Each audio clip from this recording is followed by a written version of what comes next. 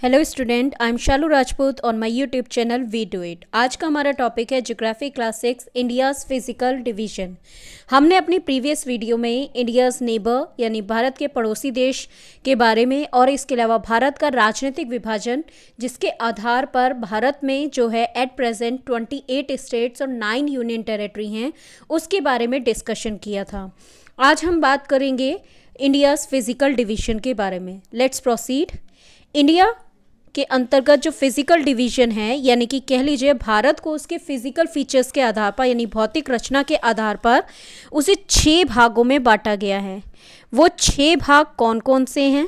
पहला northern mountain, ये ऊपर का जो नॉर्थ पार्ट में जो पर्वतीय क्षेत्र है उसको नॉर्दर्न माउंटेन के नाम से। सेकेंडली जो प्लेन रीजन है यानी समतल मैदानी भाग है जो कि पिक्चर में ग्रीन कलर से रिसेंबल किया गया है, वो उत्तरी मैदानी भाग है जो ज़्यादातर कल्टीवेशन के लिए सबसे ज़्यादा उपयुक्त है। इसके बाद आता है नेक्स्ट ग्रेट इंडियन डेजर्ट जिसे थार डेजर्ट, जो कि थार डेजर्ट का पार्ट है। भारत के अंतर्गत उस हिस्से को ग्रेट इंडियन डेजर्ट के नाम से जाना जाता है जो पूरा सैंडी और ड्राई रीजन है। नेक्स्ट वन है पेनिनसुलर प्लेट्यू। पेनिनसुलर क्यों कहा जाता है इसे? क्योंकि ये 3 ओर से पानी से घिरा हुआ है, या कह लीजिए इसकी शेप जो है पानी से घिरा हुआ नहीं, सॉरी, इसकी जो आकृति है वो एक तरह से क्या है, वी शेप में है, यानी वी शेप में है, जिसके कारण इसे पेनिनसुला प्लेट के नाम से कहा गया है। डेक्कन प्लेट्यू को ही पेनिनसुला प्लेट्यू के नाम से जाना जाता है। नेक्स्ट वन है कोस्टल प्लेन। ये वेस्टर्न, ये जो आपका ये जो इस तरह से वी आकार में ये जो पार्ट्स है वेस्टर्न घाट और ईस्टर्न घाट, ये कोस्टल प्लेन के ही पार्ट है। वेस्टर्न डायरेक्शन में होने के कारण उसे वेस्टर्न कोस्टल प्लेन और ईस्ट डायरेक्शन में होने के कारण उसे ईस्टर्न कोस्टल प्लेन, इन 2 पार्ट्स में डिवाइड किया गया है। नेक्स्ट वन है हमारे आइलैंड्स। आइलैंड्स जो है जो हमारे चारों ओर से पानी से घिरी हुई ऐसी फिजिकल फीचर है जिसके कारण उसे आइलैंड का नाम दिया गया है। आइलैंड जिसे वही क्षेत्र होता है जो कि पानी से घिरा हुआ हो चारों ओर से, तो इसीलिए जो अगली फीचर है हमारे इंडिया की वो क्या है? Island. So let's we discuss one by one. Next first point is northern mountain, यानी कि जो हमारे उत्तरी पर्वतीय क्षेत्र है वो क्या है। यहाँ इंडिया में जो हाई माउंटेन रेंजेस है जो कि पूरी की पूरी नॉर्थ बाउंड्री बनाती है भारत की, ये जो आपको पार्ट दिख रहा होगा ये पूरा का पूरा नॉर्थ माउंटेन रेंजेस का ही पार्ट है, जिसमें कि पूरे उत्तरी ओर में यहाँ पे काराकोरम रेंज है। काराकोरम रेंज के साउथ से जो है विशालकाय हमारा हिमालय जो है वो फैला जा रहा है। काराकोरम रेंज जो आपकी, और ये जो रेंज है जिसके अंतर्गत 3 पैरेलल रेंजेस हैं, यानी कि इसको 3 पार्टों में डिवाइड किए गए। जो 3 लाइनें दी गई हैं ये इसी की लाइंस हैं। पहली जो रेखा है नॉर्थ से जो साउथ की ओर जा रही है, यानी ऊपर से नीचे की ओर जो आ रहे हैं, इसमें जो आपकी अपर मोस्ट रेंज है जिसे कि हम ग्रेट हिमालय या हिमाद्री के नाम से जानते हैं, जो कि पूरी तरह से बर्फ से ढका हुआ क्षेत्र है। नेक्स्ट है लेसर हिमालय। ग्रेटर हिमालय के नीचे की जो रेंज है, ये जो रेंज है ये आपकी हिमाचल, जिसे हिमाचल के नाम से भी जाना जाता है, वो लेसर हिमालय जो सेकंड रेंज है हिमालय की। नेक्स्ट है आउटर हिमालय जो कि शिवालिक के नाम से जानी जाती है। ये आउटर हिमालय ये है जिसके अंतर्गत ज़्यादातर जो डीप वैलीज और ये सब गहरी गहरी खाइयाँ ये सभी बनी हुई हैं। और जैसे कि आपका इसमें एग्जाम्पल हैं शिवालिक रेंज के अंतर्गत, जैसे देहरादून है, शिमला है, ये सभी आपके इसी आउटर हिमालय के ही पार्ट है जहाँ पर थोड़ा हैबिटेशन एज कंपेरेटिवली अदर है, जबकि ग्रेटर हिमालय पर हैबिटेशन ना के बराबर है।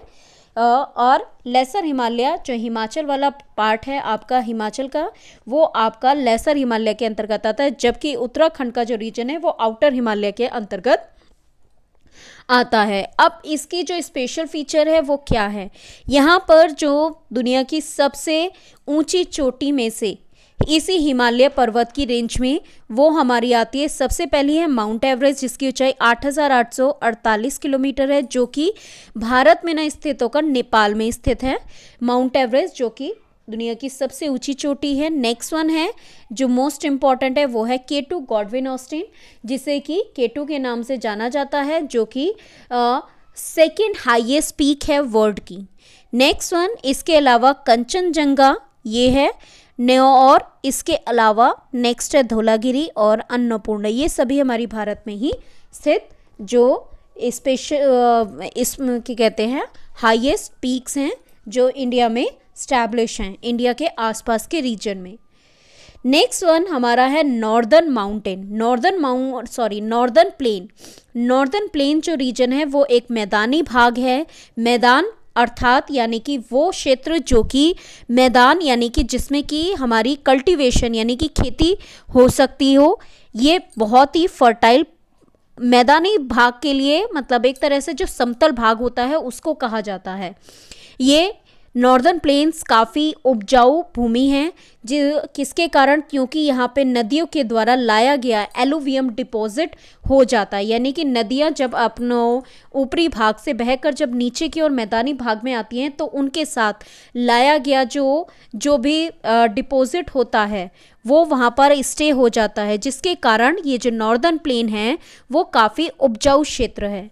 नॉर्दर्न प्लेन जो है दुनिया की एक विशालकाय मैदानी भागों में से एक जाना जाता है।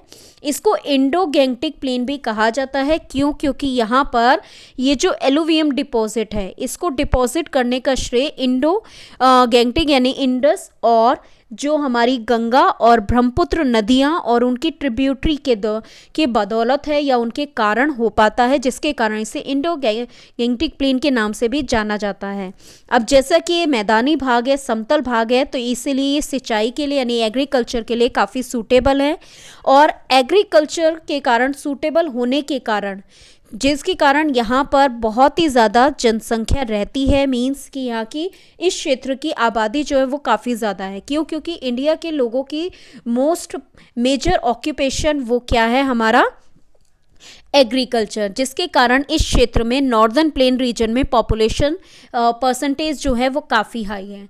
अब इसके बारे में और चर्चा करते हुए नॉर्दर्न प्लेन के बारे में, नॉर्दर्न प्लेन को 3 पार्ट्स में बांटा गया। पहला जो है पंजाब प्लेन या पंजाब एंड हरियाणा प्लेन के नाम से, जिसे सतलुज प्लेन के नाम से भी जाना जाता है। क्यों जाना जाता है? क्योंकि इस क्षेत्र में सतलुज, रावी और व्यास जैसी नदियाँ जो कि इंडस रिवर यानी सिंधु नदी की ही सहायक नदियाँ हैं वो यहाँ पर बहती हैं और इस क्षेत्र को काफ़ी उपजाऊ बनाती हैं, जिसके कारण इसे सतलुज प्लेन या पंजाब एंड हरियाणा प्लेन के नाम से जाना जाता है। नेक्स्ट वन है गंगा प्लेन। अब नाम मैंने भी आपको बताया कि इसको इंडो गैंगटिक प्लेन के नाम से जाना जाता है, तो यहाँ पर इसका जो मोस्टली पार्ट है नॉर्दर्न प्लेन का वो गंगा और उसकी ट्रिब्यूटरी के द्वारा ही वो बना हुआ है, या कह लीजिए कि उसके अंतर्गत गंगा और उसकी जो बाकी की सहायक नदियाँ हैं वो वहाँ पर बहती हैं और इसके द्वारा वो एक बेसिन बनाती हैं, एक प्लेन रीजन बनाती हैं। नेक्स्ट है ब्रह्मपुत्र प्लेन। ब्रह्मपुत्र प्लेन जो कि ब्रह्मपुत्र और उसकी सहायक नदियों के द्वारा बनाया गया है, वो नदी यहाँ पर बहती हुई जाती है। जो ब्रह्मपुत्र नदी है वो ओरिजिन है उसका तिब्बत से, और तिब्बत में इसे शैंगपो के नाम से जाना जाता है। और ये जब दोनों नदियाँ यहाँ से ब्रह्मपुत्र नदी बहती है और यहाँ से हमारी गंगा नदी बहती है, ये दोनों नदियाँ जो हैं वो बांग्लादेश और बंगाल की तरफ आपस में आकर यहाँ पर बे ऑफ बंगाल की तरफ गिर जाती हैं और जहाँ पर वो एक डेल्टा बनाती हैं। जो गंगा और ब्रह्मपुत्र नदी मिलकर जो डेल्टा बनाती हैं वो दुनिया का सबसे बड़े डेल्टाज में से एक है। आगे next topic is about great Indian desert which is the third physical feature of India's physical division. अब फिजिकल फीचर के बारे में बात करें कि उसकी क्या खास बात है। ग्रेट इंडियन डेजर्ट जो कि हमारे थार डेजर्ट का एक पार्ट है, जिसे थार डेजर्ट को ग्रेट इंडियन डेजर्ट के नाम से भी जाना जाता है। क्यों जाना जाता है? क्योंकि थार डेजर्ट वो काफ़ी एक्सटेंसिव एरिया में है। भारत में जो इसका पार्ट है उसे ग्रेट इंडियन डेजर्ट के नाम से जाना जाता है। आगे डेजर्ट है, जैसा कि नाम से डेजर्ट, वैसे कोल्ड डेजर्ट भी होता है लेकिन ये एक हॉट डेजर्ट है जो थोड़ा सैंडी और क्या है, ड्राई है। यहाँ पे सैंड्यून्स यानी कि रेत के टीले मिलते हैं इस डेजर्ट में।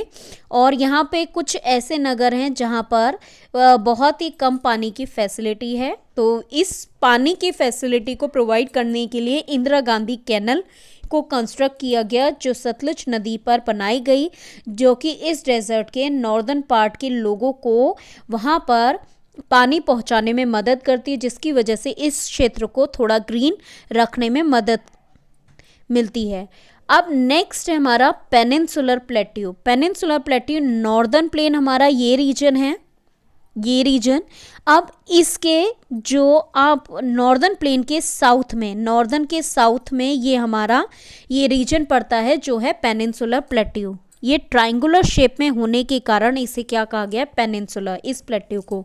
अब इस पेनिनसुलर प्लेट्यू के भी दो अलग अलग डिस्टिंक्ट, यहाँ पे डिस्ट्रिक्ट लिखा हुआ है, डिस्टिंक्ट पार्ट है। वन इज मालवा प्लेट्यू जो ब्लू कलर का है, and second one is orange colour से रिसेंबल हुआ जो है हमारा डेक्कन प्लेट्यू, और ये जो है ये हमारा है छोटा नागपुर प्लेट्यू। ये तीनों इसकी फीचर है।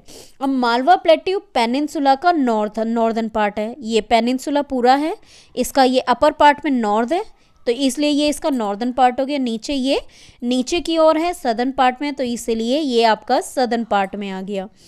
नेक्स्ट वन कि ये इसके चारों ओर ये किससे घिरा हुआ है, पश्चिम की ओर से, यानी यहाँ की तरफ से वो अरावली रेंज से घिरा हुआ है, ठीक है। और साउथ की तरफ से यानी कि यहाँ की ओर से वो विंध्या और सतपुड़ा रेंज से घिरा हुआ है, और इस रीजन को हम मालवा प्लेट्यू के नाम से जानते हैं। अब बात करें डेक्कन प्लेट्यू की, जैसा कि मैंने बताया डेक्कन प्लेट्यू यहाँ पे विंध्या और सतपुड़ा रेंज है, तो विंध्या और सतपुड़ा रेंज के साउथ में डेक्कन प्लेट्यू है। और डेक्कन प्लेट्यू जो है वेस्ट और ईस्ट, यानी वेस्ट यानी इधर की तरफ से और ईस्ट यानी इधर की तरफ से, दोनों किससे, वो पहाड़ियों से घिरा हुआ है। वेस्टर्न हिल्स को, यानी यहाँ की ये जो हिल्स है इसे वेस्टर्न घाट या सहेद्रा के नाम से जाना जाता है। इसी तरह से ईस्टर्न हिल्स को ईस्टर्न कोस्टल प्लेन के नाम से जाना जाता है, जो कि पूरा नॉर्थ से लेके साउथ तक का, यानी कि ये पूरा रीजन आपका ईस्टर्न घाट का पार्ट है। Next feature is coastal plain. Coastal plain नाम से ही पता चला है, तटीय मैदानी भागों को कोस्टल प्लेन, जो भारत के कोस्टल प्लेन्स हैं वो ये रहे। ये इस तरह से ये पूरी फीचर हमारी कोस्टल प्लेन की है, जो येलो कलर का पार्ट है। वेस्टर्न साइड में होने के कारण इसे क्या कहते हैं, वेस्टर्न कोस्टल प्लेन, और इस साइड को ये जो ईस्टर्न पार्ट में है इसे ईस्टर्न कोस्टल प्लेन, इन दो पार्ट में डिवाइड किया गया है। अच्छा, वेस्टर्न कोस्टल प्लेन जो है वो अरेबियन सी, यहाँ पर हमारा अरेबियन सी है, और ये जो पार्ट है आपका ये वेस्टर्न घाट है। इनके बीच के पार्ट को जो है वो क्या कहा जाता है, वेस्टर्न कोस्टल प्लेन कहा जाता है। ये प्लेन काफ़ी नैरो हैं और यहाँ पर केवल नर्मदा और तापी ये दो नदियाँ ही बहती हैं। इट मीन्स कि ये दो नदियाँ ही अरब सागर में जाकर गिरती हैं और यहाँ पर एस्चुरी बनाती हैं। जबकि ईस्टर्न कोस्टल प्लेन जो है वो ईस्टर्न घाट, ये पूरा ईस्टर्न घाट है, और बे ऑफ बंगाल, यहाँ पर आपकी बे ऑफ बंगाल है, इनके बीच का जो प्लेन मैदानी भाग है उसको हम ईस्टर्न कोस्टल प्लेन कहते हैं। ये थोड़ा ब्रॉडर है, जैसा कि आपको यहाँ पे पिक्चर में दिख रहा होगा, ये थोड़ा कम चौड़ा है, लेकिन ये क्या है, थोड़ा ज़्यादा ब्रॉडर पार्ट है वेस्टर्न कोस्टल प्लेन की कंपैरिजन में। और यहाँ पे काफ़ी सारी नदियाँ जो हैं वो बहती हैं, जैसे कि आपकी कृष्णा हो गई, गोदावरी हो गई, महानदी हो गई, कावेरी हो गई। इस रीजन में यहाँ पर इस तरफ बे ऑफ बंगाल में काफ़ी सारी नदियाँ जो हैं वो गिरती हैं और अपना डेल्टा बनाती हैं। बे ऑफ बंगाल ये पूरा जो यहाँ का वाटर बॉडी एरिया है, चाहे यहाँ पर गिरे ये इस तरह से, वो अब डेल्टा भी बनाती हैं और यहाँ पर इस तरफ बहती भी हैं। अब इसमें वेस्टर्न कोस्टल प्लेन में जो आपका ईस्टर्न पार्ट है, ठीक है, जो आपका नॉर्दर्न पार्ट जो है वो कोंकण कोस्ट के नाम से जाना जाता है, जबकि सदर्न पार्ट जो है वो मालाबार कोस्ट के नाम से जाना जाता है। जबकि ईस्टर्न कोस्टल प्लेन का जो नॉर्दर्न पार्ट है वो नॉर्दर्न सिरकार्स के नाम से और सदर्न पार्ट जो है कोरोमंडल कोस्ट के नाम से जाना जाता है। Next one feature is island. Island एक ऐसी फिजिकल फीचर जो चारों ओर से पानी से घिरी हुई होती है, उसी को कहा जाता है। तो यहाँ पर वो आइलैंड है हमारा जो वेस्टर्न पार्ट है उस तरफ है लक्षद्वीप, वेस्टर्न पार्ट में अरेबियन सी की तरफ हमारा इस्टेब्लिश है एक आइलैंड लक्षद्वीप, और हमारे जो ईस्टर्न साइड में है जो बे ऑफ बंगाल की तरफ है वो है अंडमान एंड निकोबार आइलैंड। अच्छा, अंडमान और निकोबार आइलैंड को सेपरेट करने वाला एक चैनल है जिसको 10 डिग्री चैनल के नाम से जाना जाता है, जबकि लक्षद्वीप जो है वो अरब सागर में है और इसका उत्पन्न जो है वो कोराल से हुआ है। कोराल क्या होते हैं? जो एक्वेटिक एनिमल्स होते हैं उनके स्केलेटन से बनी हुई एक आकृति जिसको कोराल कहा जाता है, उसके द्वारा बनी गई ये आइलैंड है। इसी कारण से इसे कोरल आइलैंड के नाम से भी जाना जाता है। हमारी इस वीडियो में इतना ही। Thank you for watching my YouTube channel we do it, and stay happy and keep learning.